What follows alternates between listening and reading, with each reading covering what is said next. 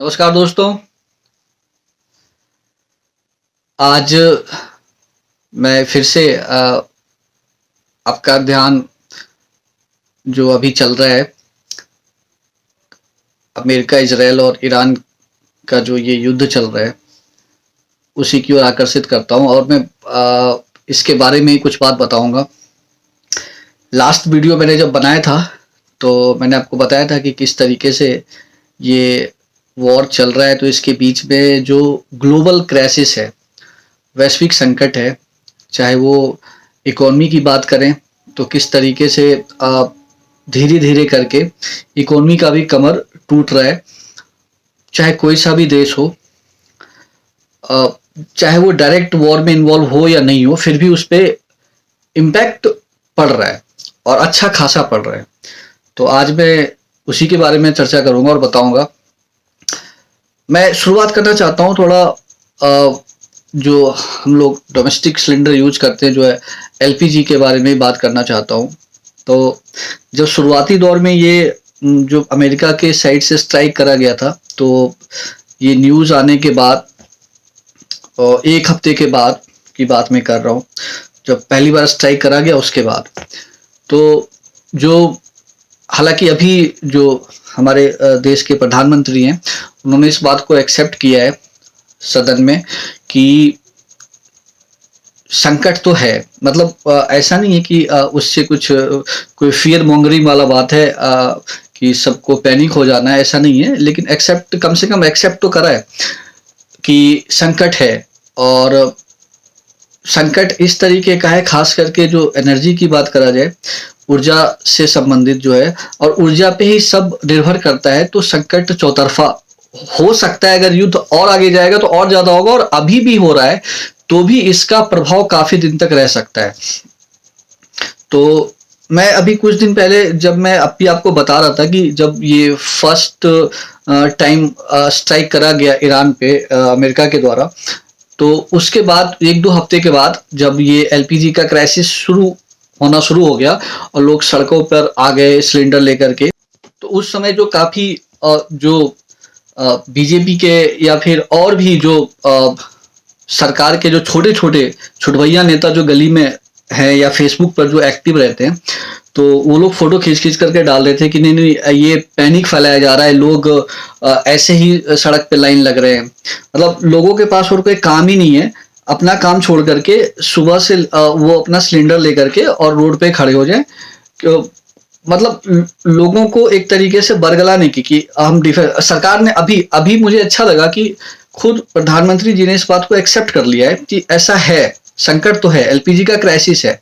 क्योंकि क्या होता है ना कि जो गली कूची के जो छोटे छोटे जो समर्थक होते हैं वो तुरंत प्रोएक्टिवली रिएक्ट करना शुरू कर देते हैं सिचुएशन पे, और तुरंत फोटो खींच के डालना शुरू कर देंगे कि देखो यहाँ तो कोई दिक्कत नहीं है, लोग परेशान कर रहे हैं, विपक्षी चाल है। ऐसा नहीं है।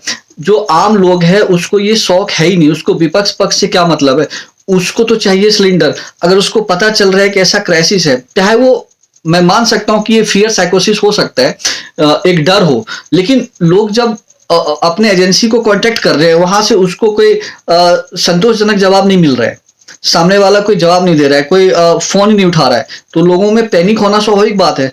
तो लोगों ने सिलेंडर लेकर के दौड़ मचाना शुरू कर दिया यहाँ वहां। तो यही जो गली कूची के कुछ जो नेतागण हैं उन्होंने बोला ऐसा कुछ है ही नहीं, लोग ऐसे ही लाइन में लगे हुए हैं, ऐसा कोई क्राइसिस नहीं है, सप्लाई है पूरा।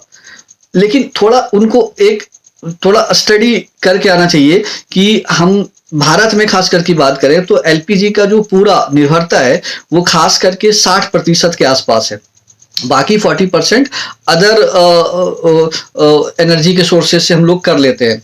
जैसे कुछ पीएनजी है, पाइप्ड नेचुरल गैस है, उससे भी, और कुछ लोग जो अभी भी गांव में है तो वो चूल्हे से काम चला लेते हैं, या अदर सोर्सेज हो सकता है जैसे इंडक्शन वगैरह, ऐसा कुछ है। लेकिन अगर प्योरली देखें तो 60% है डिपेंडेंसी एलपीजी पे। और उस 60% में अगर मैं बात करूं तो जो 90% जो इंपोर्ट होता है वो स्टेट ऑफ हॉर्मुज से ही होता है। तो अगर वहां इंपैक्ट पड़ता है, मैंने आपको लास्ट वीडियो में बताया था कि वहां एक महीने में लगभग वहां से 3000 से 3500 जहाज गुजरता है। अब वो घट करके 25 दिनों में हो गया था, लगभग 25 दिन का जो ये वॉर हुआ है, वहां से लगभग 30 या 40 तकरीबन होगा, एग्जैक्ट आंकड़ा नहीं पता, आप देख लेना, बहुत ही कम संख्या में वहां से निकल के आया है। तो समझ सकते हो कि जो सप्लाई चेन है वहां से वो ब्रेक हो गया। ठीक है, तो ये क्राइसिस हुआ है और इसके कारण आने वाले टाइम में इसका इम्पैक्ट होगा। तो मुझे अच्छा लगा कि सरकार खास करके ऑफिशियली आ करके सामने से एक्सेप्ट कर रही है कि हाँ ये ऐसा क्राइसिस है, बजाय इसके कि जो लोग यहाँ वहां कुछ भी बातें बोलते हैं, सरकार सरकार के उत्तराधिकारी बन करके बोलते हैं इस बातों को कि नहीं, ऐसा कोई दिक्कत नहीं है। इसमें क्या होता है ना, जो आम लोग है ना वो बहुत सफर करते हैं। उनको लगता है कि यार मैं तो नंबर लगा रहा हूं, मेरे पास तो आ नहीं रहा है, तो सरकार बोली है सब कुछ ओके है, घर पे डिलीवरी हो रहा है, ऐसा तो है नहीं। तो लोगों को परेशानी होता है इसमें। लेकिन जब सरकार एक्सेप्ट कर लेती है कि नहीं ऐसा क्राइसिस है, तो लोग इतने समझदार हैं कि वो समझ जाते हैं। अब वो किफायती तरीके से इस्तेमाल भी करेंगे और उसको उनको पता है कि इस तरीके का क्राइसिस है, तो वो अच्छे से उसका इस्तेमाल करेंगे। तो हालांकि अब एक टाइमलाइन दे दिया गया है 25 डेज, 35 डेज और 45 डेज के। अगर आपके पास सिंगल है सिलेंडर है तो आप उसके लिए 25 डेज का एक टाइम दिया गया है बुकिंग का, और अगर आपके पास 2 है तो 35 डेज का, और अगर आप रूरल एरियाज में रहते हो तो 45 डेज का एक टाइम दिया है बुकिंग का। तो इससे लोगों में एक श्योरिटी है कि सरकार जो है वो हमें समझ रही है, हमारी परेशानियों को समझ रही है। खैर ये तो हो गई पहली बात जो एलपीजी के बारे में। अब सेकंड बहुत इंटरेस्टिंग सा बात है कि जो अमेरिका है, जो यूएसए है, वो इस वॉर में इस तरीके से फंस गया है कि जैसे आपने मूवी वगैरह में सुना होगा कि कोई आप आए हो तो अपनी मर्जी से, लेकिन जाओगे मेरी मर्जी से। तो यूएस ने शुरुआत तो कर दिया, लेकिन अब ईरान के मर्जी के बगैर वो अब वॉर से नहीं हट सकता है। अगर वो पीछे हटा तो उसकी किरकिरी होगी और बहुत बड़ी बेइज्जती होने वाली है यूएसए की। जो वो सुपर पावर का तमगा लेके घूम रहा है उसकी बेइज्जती होगी यहां से। आप ऐसा समझ लो कि यूएसए के लिए जो है ना, ईरान एक यूपीएससी एग्जाम के जैसा हो गया है। यूएसए, ऐसा समझ लो कि यूएसए खास करके ट्रम्प की बात में कर रहा हूं कि वो एक ऐसा एस्पिरेंट है जिसने कभी कोई पढ़ाई नहीं करी ठीक से, और उसको मिल गया है एक अच्छा सा इंस्टीट्यूट जो इजराइल है, और जिसके जो संचालक है वो बेंजामिन नेतन्याहू है। उन्होंने उनको गाइड करा और मोटिवेट करा कि आप मेरे साथ आओ और आप पहला जो अटेम्प्ट है वो दो। उन्होंने मिसाइल दाग दिया। उसके बाद वो इस तरीके से ट्रैप में फंसते चले गए। उनको लगा कि ईरान जो है ना चींटी जैसा होगा, हम मसल देंगे उसको और हम पूरा वहां पे कर लेंगे। ईरान का क्या स्ट्रेटजी है, वो डायरेक्ट यूएसए पे तो अटैक नहीं कर रहा है, लेकिन जो उसका अड्डा है, खास करके अरब कंट्री की बात करूं, गल्फ कंट्री को, वहां लगातार टारगेट कर रहा है। अब उससे होगा क्या, वो जब उसको टारगेट करेगा तो खास करके जो वो कंट्री वो दबाव बनाएगी। तो ग्लोबल प्रेशर पड़ रहा है अब ट्रम्प पे। इजराइल का जो अपना इंटरेस्ट था वो तो उसने साथ दिया, वो तो मोटिवेट कर दिया कि यूपीएससी का एग्जाम दो, मैं तुम्हारे साथ हूं। अब तो वो फंस गए। अब वो शांति के लिए भटक रहे हैं कि कहीं से इस युद्ध से बाहर निकला जाए, लेकिन कोई उनको ऑप्शन नजर नहीं आ रहा है।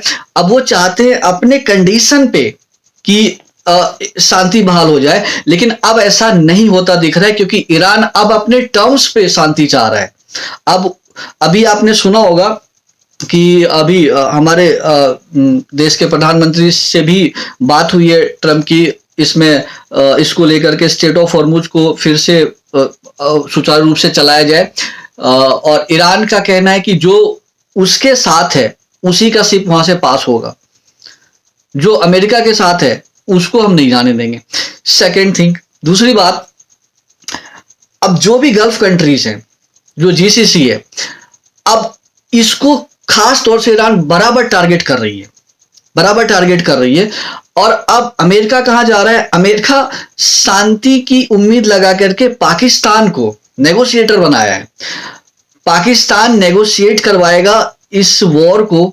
आप सोच सकते हो कि पाकिस्तान जो कि खुद एक ऐसा स्टेट है जहां से सारा सब कुछ स्टार्ट ही होता है, युद्ध वॉर स्टार्ट होता है, वो अब शांति के लिए जाएगा, शांति दूत बनकर। और शांति दूत बनकर वो ईरान के पास गया है। ईरान ने उसकी सुनी नहीं, खरी खोटी सुनाया वो अलग, और जो भी जो 30 सूत्रीय जो भी लेके गया था प्रस्ताव, जिसने अमेरिका ने दिया था पाकिस्तान को, उसको ठुकरा दिया और ईरान ने अपना अपने कंडीशन पे कह रहा है कि अमेरिका को आना पड़ेगा और पूरा खामियाजा बोल रहा है, जितना भी खर्चा लगा है वो सब भुगतना पड़ेगा अमेरिका को। अब अमेरिका के लिए सबसे बड़ी मुसीबत अब यहाँ पे ये हो गई है कि अब उसका किरकिरी होना तय है। अगर वो वॉर में अगर वो अब निकलना चाहता है डायरेक्ट, तो इस तरीके से वो हार ही मान लिया जाएगा। और अगर वो शांति बहाल करना चाहता है तो उसको ईरान के कंडीशन पे करना पड़ेगा। तो उसने बिना किसी स्टडी के, बिना कुछ जांचे परखे, उसने वो इस युद्ध में शामिल हो गया जहां उसने कुछ नहीं देखा। और अब ऐसा हालात पहुंच गया है कि अब वो खुद शांति के लिए कह रहा है, लेकिन अब शांति उसको मिल नहीं रहा है। तो अब वो इस तरीके से दलदल में फंस चुका है इस वॉर में पूरी तरीके से। अब इसका नुकसान क्या है? देखो, इसका नुकसान सभी पे पड़ रहा है, खास करके भारत जैसे विकासशील देश पे, जहां पे अगर आप देखो तो अभी हम लोग पूरी तरीके से सेल्फ रिलायंट नहीं हुए हैं, सेल्फ डिपेंडेंट नहीं हुए हैं। अभी हमारा एलपीजी पे या एनर्जी पे या क्रूड ऑयल पे बहुत ज्यादा डिपेंडेंसी है। हालांकि हो सकता है यहाँ के बाद एक टर्निंग पॉइंट हो और लोग ज्यादा से ज्यादा, हो सकता है अब चाहे तो वो पीएनजी पे चले जाएं, जैसा कि सरकार कह रही है, ताकि वो सेल्फ डिपेंडेंट हो जाए। तो आगे कुछ ऐसा क्राइसिस होता है जिसको बचा जा सके। तो उम्मीद करते हैं ये एक टर्निंग पॉइंट होगा जहां से भारत में खास करके इलेक्ट्रिकल जो अप्लायंसेस होगा उस पे ज्यादा भरोसा करेंगे, या फिर पीएनजी पे भरोसा करेंगे जो सरकार अगर लगाएगी, और भी तरीके से जो हो सकता है उसको करेगी। तो देखते हैं आगे क्या होता है। तब तक के लिए धन्यवाद।